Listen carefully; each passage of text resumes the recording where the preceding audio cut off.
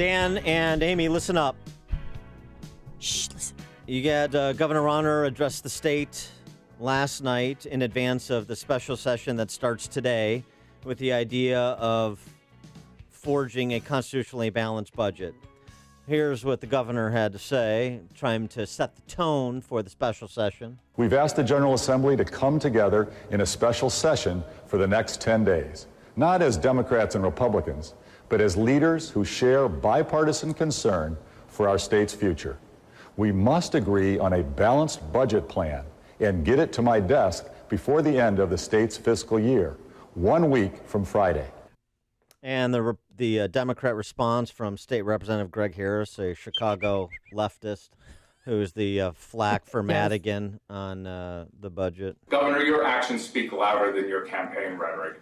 After more than 700 days of blocking compromise, it's up to you to prove that you are finally ready to put the needs of Illinois families ahead of political games and start working in good faith on a budget. Since the House is where all the action is with House Speaker Mike Madigan, it's worth noting that Mike Madigan had a supermajority and now a majority of Democrats in the House that he controls, and he could have passed a budget at any time that he wanted with a tax increase. But he wants Governor Rauner and Republicans to capitulate and sign on to the tax increase to provide political cover. And that's essentially what Rauner said he was willing to do. I think this is posturing to make it look like he's willing to compromise, to make him look reasonable.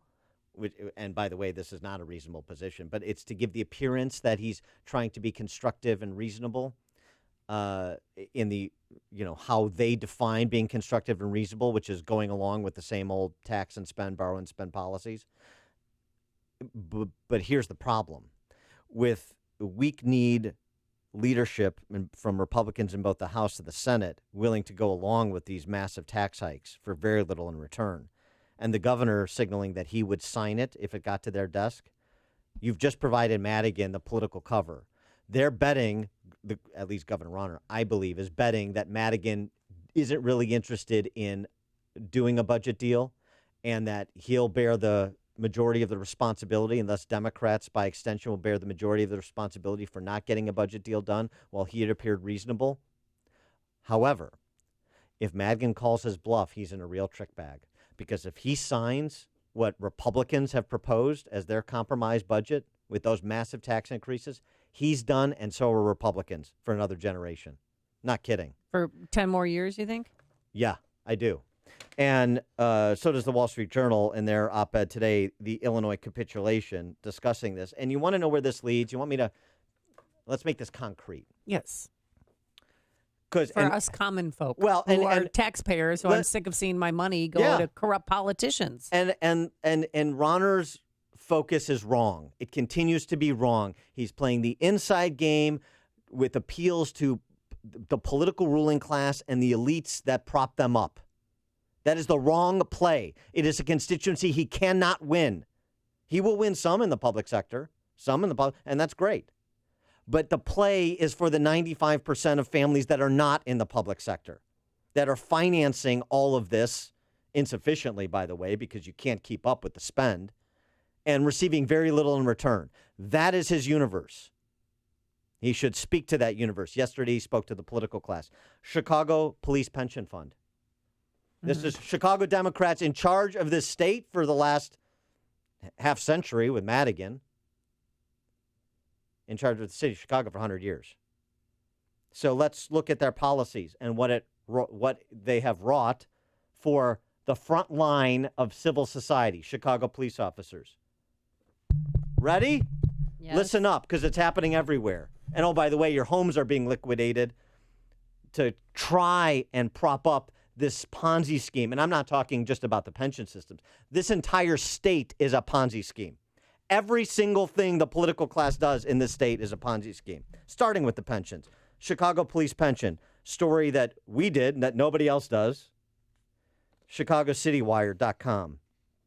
Chicago's Police Pension Fund will be broke in 2021. Okay. End of 2020. 3 years from now, the Chicago Police Pension Fund, according to our analysis, looking at a decade of the fund's mandated financial filings with the Illinois Department of Insurance, by the end of 2020, the Chicago Police Pension Fund will be insolvent. And that includes assuming that the contribution levels continue at their current rate, and that you receive that pension fund receives a 5.19% per annum rate of return, which has been the average over the last decade. So they'd have to come up with a years. new tax in order to, it's not even possible. So the checks aren't going to come. Pension checks aren't coming. LGIS, this is the publisher. It's me. I'm the publisher, but it's the news outlet, Chicago City Wire. Looking at the data that they file with the Illinois Department of Insurance, the pension fund. The Policeman's Annuity and Benefit Fund of Chicago will have less than $150 million in assets to pay $928 million promised to 14,133 retirees in 2021. The Chicago, by the way, Chicago Teachers Pension Fund, $10 billion in debt. Two municipal worker funds in Chicago, $11.2 billion, and its fire department, $3.5 billion in debt. They're all going the way of the Chicago Police Pension Fund. And they're right behind. This is not way off into the distance. This is right behind. Should put it in perspective, these numbers I'm talking about. The city of Chicago's property tax levy this year was $1.36 billion. $10 billion in debt, $11 billion in debt, $3.5 billion in debt. Well, who thought that they could give such exorbitant pensions to begin with? I mean, why aren't we similar to other municipalities? I mean, really, I spoke with a huge Bernie Sanders supporter who said when the check doesn't come for my teacher's pension, because he's stuck with CPS for 25 years, could have gone to the suburbs, but wanted that juicy pension. He said when that check doesn't come or the check bounces, I'm going after them. They should go in jail. He wants Emmanuel in jail. Go ahead. Mayor Daley in jail. Good luck. Blah, blah, blah. Good luck. Well, Rod Blagojevich is already in jail. Too late. Too late. Right. First, it's not going to happen. They have sovereign immunity. You'll be litigating this for years. Everybody takes a haircut. There are no winners in this story. So you want to get hep to the reality of the math, which, as I've been saying for, 15 years, is inexorable. And now we're here, or we're knocking on the door. What are you going to do? Are you going to revolt against these individuals, or are you going to continue to make excuses? Vote them out of office. And relitigate what happened 5 years and 10 years and 15 years and 25 years ago that you can't change? What are you going to do in the present? And that's the question to Ronner, too. Are you going to stoke the revolt, or are you going to capitulate? And if Ronner capitulates and is unwilling to stoke the revolt, what are House and Senate Republicans going to do? Why don't we ask one? He is State Representative Alan Skillicorn, freshman Republican from East Dundee. He joins us now, Representative Skillicorn. Thanks so much for joining us. Appreciate it. Good morning, Dan and Amy. Today's a beautiful day to stop a massive tax hike. All right. Is that your posture with respect to the compromise budget proposed by your colleagues in the House and Senate Republican caucuses? Absolutely. Every time I tell a constituent, a friend, a neighbor that this tax hike is not needed, that this tax hike goes too far and there's no reform, they join in with me and they agree that we need to stop this massive tax hike. Well, the Illinois Policy Institute offered, they have a balanced budget without an increase in spending. And has Governor Ronner... So do two Republican state senators, McConkey and McCarter. Really? Well, has Governor Ronner even looked at that? Do you know? Well, I can't comment on what Governor Ronner has looked at, but I've looked over both Senator McConkey's and Senator McCarter's budget, and I actually use it as a framework to make my own budget. I call it the Right Now budget.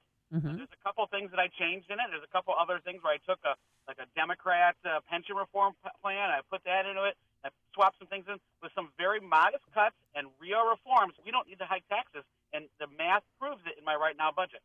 And so why is it that the leadership of your caucus in the House, Jim Durkin and his leadership team, why are they signing on to this idea of these massive tax increases, 32% increase in personal income tax, right, increase in corporate, increase extending sales tax to services like dry cleaning, increase cable TV taxes, and in exchange for temporary property tax freeze and I don't know, term limits are the two things the governor wants, but he's not going to get term limits. He may probably won't even get the property tax freeze.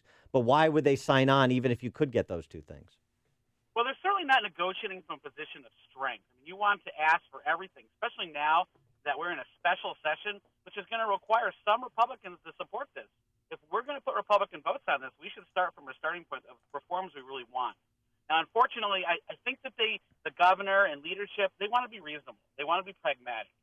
Unfortunately, though, they're basically starting out at a place that we're not in a position of power. Speaker Madigan is going to take advantage of this. And it really comes down to Speaker Madigan is willing to wear Republicans down. He's wearing Governor Rauner down.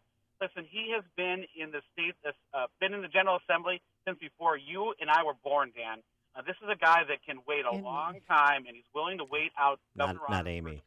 Amy was born. Thanks a lot. That's why I'm getting all those advertisements for walk-in tubs. You graduated from Iowa the year I think Madigan was elected.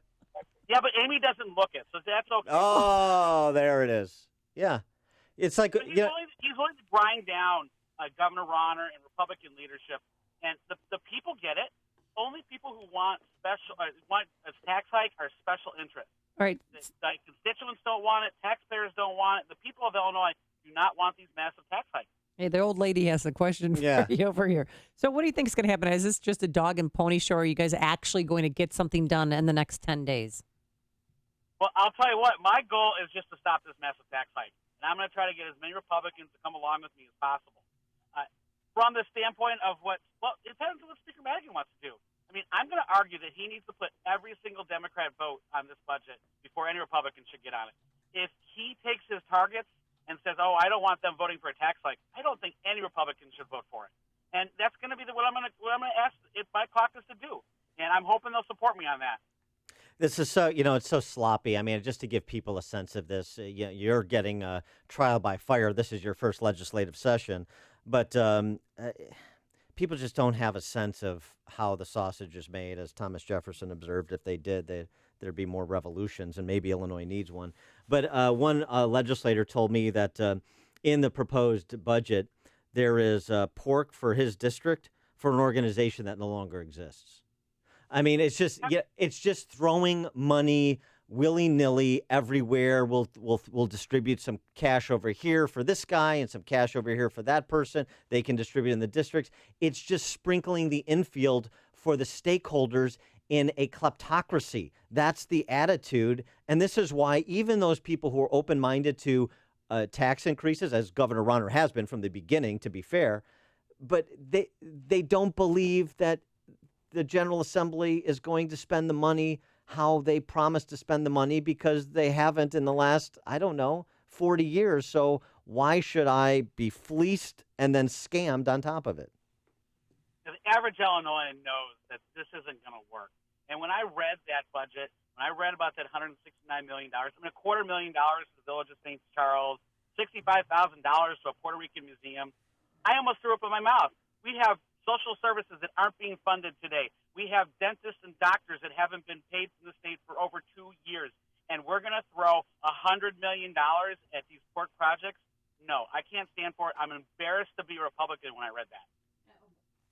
And what about Powerball and Mega Millions? I mean, that's when a lot of people started waking up and said, that's where we draw the line. Well, that's when people realized we might have a problem here. I want to go to a convenience store and give them money. Yeah. A lot of people that woke them up. Yeah. So can you tell me about that? Well, I don't want to get into that too much because I still think that the lottery and some of these things are just a tax hike for people who are bad at math. But this is free money for the state. Being part of the Powerball is free tax revenue for the state. So that is money that people are going to spend anyways. We might as well get our hands on it. But because of our fiscal irresponsibility, we have that organization that doesn't want to do business with Illinois. That's embarrassing. Yeah. That's just another reason why we need to have a balanced budget. I mean, that's why I spent the last month in Springfield adding up numbers, working late nights, trying to figure out a budget, and the math is there. If we implement reforms, we can pass a balanced budget that doesn't hike taxes.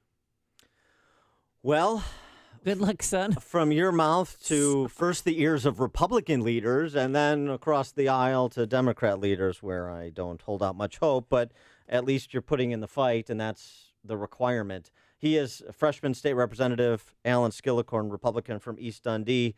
Alan, thanks so much for joining us. Appreciate it. You're welcome. We're going to stay strong. All right. Good to hear. And he joined us on our senior citizen turnkey.pro answer line. The more you listen.